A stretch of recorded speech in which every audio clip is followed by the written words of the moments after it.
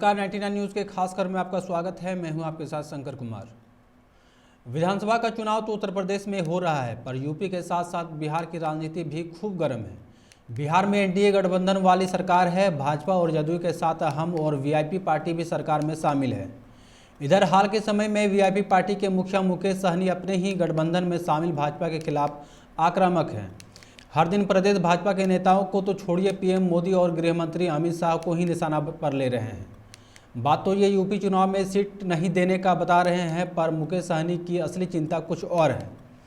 हम अपनी इस खास रिपोर्ट में आपको बताएंगे कि मुकेश सहनी क्यों कर रहे हैं बयानबाजी। बात 2020 के विधानसभा चुनाव की है। सन ऑफ मल्लाह यानी मुकेश सहनी ने अपने आप को राजनीति में सेट करने के लिए आरजेडी से उस समय बगावत की थी, जब वह अपने घटक दलों के साथ सीटों का बंटवारा कर रही थी। तब सहनी की बगावत बीजेपी को अच्छी लगी थी। उनको सहारा देते हुए बीजेपी ने विधानसभा में 11 सीटों पर चुनाव लड़वाया था। हालांकि मुकेश सहनी खुद चुनाव हार गए। उनके 4 विधायक जीत गए। इन चारों में से 3 विधायक बीजेपी के पूर्व नेता थे। बाद में सहनी को बीजेपी ने एमएलसी बनाकर मंत्री बना दिया।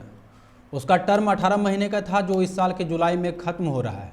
अब सहनी ने यूपी विधानसभा चुनाव से लेकर बिहार में बीजेपी के खिलाफ मोर्चा खोल दिया है। राजनीति के जानकार बताते हैं कि सहनी इसलिए बौखलाए हुए हैं कि उनका टर्म खत्म हो रहा है। बीजेपी ने यूपी में घास नहीं डाला। बिहार में भी लोकल बॉडी के चुनाव में कोई सीट नहीं दी, इसलिए वो बयानबाजी कर रहे हैं। लेकिन बीजेपी शांत इसलिए है क्योंकि यूपी में चुनाव है। बिहार विधानसभा चुनाव 2020 में वीआईपी के 4 उम्मीदवारों ने जीत हासिल की थी।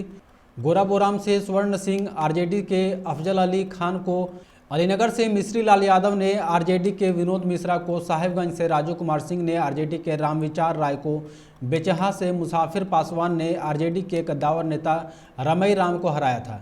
बाकी 7 सीटों पर वीआईपी की हार हुई थी। मुकेश सहनी खुद सिमरी बख्तियारपुर से महबूब अली केसर के पुत्र यूसुफ केसर से चुनाव हार गए थे। यदि गोराबोराम से वीआईपी की विधायक स्वर्णा सिंह की बात करें तो स्वर्णा सिंह बीजेपी के पूर्व एमएलसी सुनील कुमार सिंह की बहू हैं।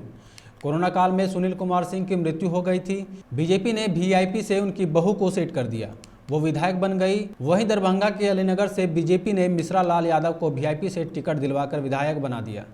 मिश्री लाल यादव बीजेपी के टिकट पर 2015 में भी अलीनगर से चुनाव लड़े। अब्दुल बारी सिद्दीकी से चुनाव हार गए थे।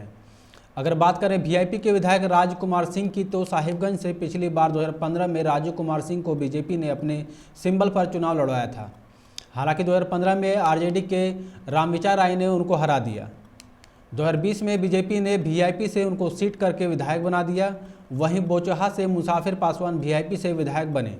पिछले दिनों उनका निधन हो गया। मुसाफिर पासवान एकमात्र विधायक थे जो वीआईपी के अपने उम्मीदवार थे। मुकेश सहनी ने पहले अपने आप को सन ऑफ मल्लाह के नाम से प्रचारित किया। अब उनकी मांग शुरू हो गई है कि सहनी यानी मल्लाह समाज को आरक्षण मिलना चाहिए। उनके पास चुरूप का पत्ता है, वह उसको अब राजनीतिक रूप में मुद्दा बनाना चाहते हैं। इसी प्रयास में वह उत्तर प्रदेश गए, लेकिन वहाँ बीजेपी ने उनको घास नहीं डाला। बिहार में भी सहनी अपने आप को अभी तक कहीं स्थापित नहीं कर पाए हैं। इसी बात को लेकर वह बौखलाहट में है। उनकी पार्टी की ओर से अभी मुख्यमंत्री को पत्र लिखा गया है।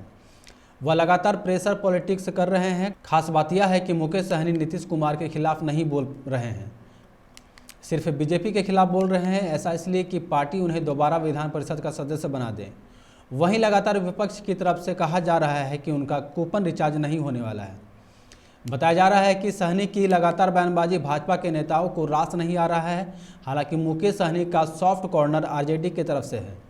वह दोनों नाव पर पैर रखकर चल रहे हैं। तेजस्वी यादव के खिलाफ मुखर रहे सहनी हाल के दिनों में उनको छोटा भाई भी बता रहे हैं। इस खास खबर में इतना ही। आप देखते रहे 99 न्यूज़। नमस्कार।